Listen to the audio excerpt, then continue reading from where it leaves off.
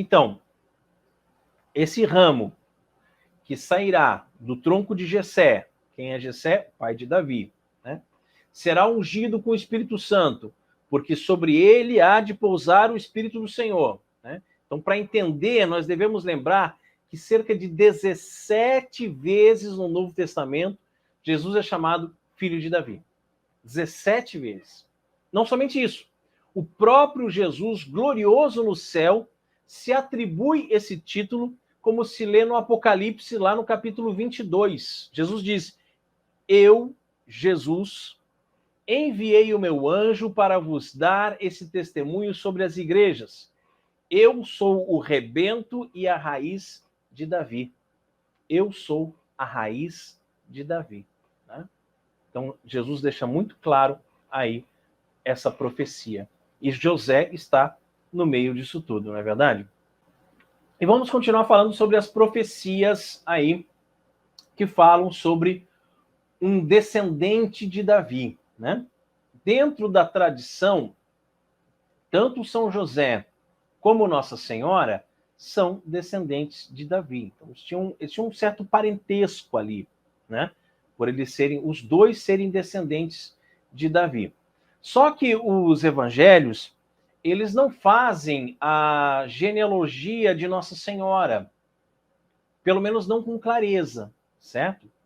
O que interessa saber, de fato, é que tanto a genealogia de Mateus como a de Lucas colocam no final São José como descendente de Davi.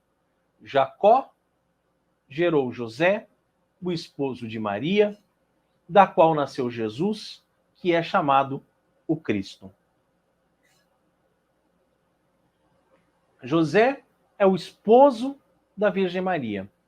Dela nasceu nosso Senhor Jesus Cristo. Então, claramente, São Mateus não está inferindo que São José seja o pai biológico de Jesus. Nós já falamos bastante sobre isso na live de hoje.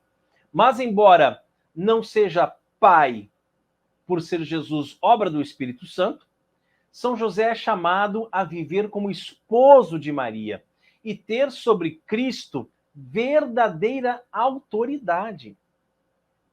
Então, olha que interessante, né? Jesus, que é eterno, segunda pessoa da Santíssima Trindade, ele é um da Trindade. Ele é Deus, Deus verdadeiro de Deus verdadeiro. Quando ele nasce como uma pessoa humana, quando ele se encarna, quando ele assume a natureza humana, porque Jesus é uma pessoa que tem duas naturezas, a natureza humana e a natureza divina. A natureza humana ela foi assumida, não foi aniquilada. Né? Então, quando ele assume a natureza humana, ele se torna igual a nós em tudo, exceto o pecado. E aí ele é obediente a São José. Ele se coloca debaixo da autoridade de São José. Então você acha que Jesus se colocaria debaixo da autoridade de um qualquer? É só porque São José realmente é um grande santo. É isso que nós estamos falando nessa live desde o começo, né? Então isso quer dizer o seguinte, né? Que nós temos que exorcizar, por assim dizer, a ideia de que São José seja uma espécie de intruso na história da salvação. São José não é um intruso, nem um segundo pensamento de Deus. Não é que Deus tivesse tudo planejado e de repente apareceu José no meio da história. Não. Não é isso. Deus preparou a vinda de José porque São José é o pai davídico de nosso Senhor Jesus Cristo.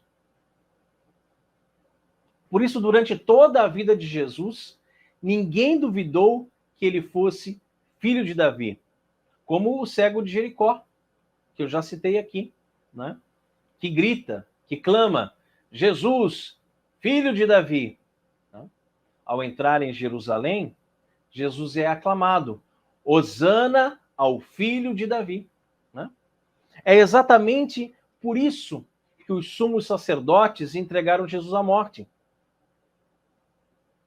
Porque os sumos sacerdotes, eles veem em Jesus aquele em quem as profecias podem se cumprir. Como eles não aceitam Jesus, não queriam que o povo o identificasse como o verdadeiro filho de Davi, o Messias, aquele que viria para nos salvar, né? E nós sabemos, sim, que Jesus é filho de Deus. Mas existe uma paternidade misteriosa da parte de São José. Ele não foi de forma alguma pai biológico de Jesus, como nós já falamos aqui várias e várias vezes hoje. Mas existe o fato de que São José fazia parte do projeto de Deus desde todos os séculos, né? Ele foi profetizado e, como tal, foi preparado. Preparado. E há quem diga até que José também nasceu sem a mancha do pecado original, assim como Nossa Senhora. Isso não é dogma de fé, tá, gente? Isso não é algo que você é obrigado a acreditar. Mas existe uma corrente teológica dentro da igreja que afirma que José também nasceu sem a mácula do pecado original. E não é de se duvidar que isso tenha realmente acontecido, né? Com um grande santo que foi preparado desde toda a eternidade para assumir esse papel tão grandioso, tão importante, de pai adotivo de Jesus. E se ele é pai adotivo de Jesus, que é a cabeça, também é nosso pai adotivo, né? Porque nós somos o corpo. E quando Pio IX, na bula Inefabilis Deus, de 8 de dezembro de 1854, declarou o dogma da Imaculada Conceição, ele nos diz, e diz acertadamente, que quando Deus, nos seus projetos divinos, desde toda a eternidade, viu o pecado do homem, ele decidiu, por um ato livre de vontade, que iria salvar o ser humano. Deus não estava obrigado a salvar ninguém, certo? Mas ele quis. E querendo salvar, tampouco estava obrigado a se encarnar, mas ele quis se encarnar, né?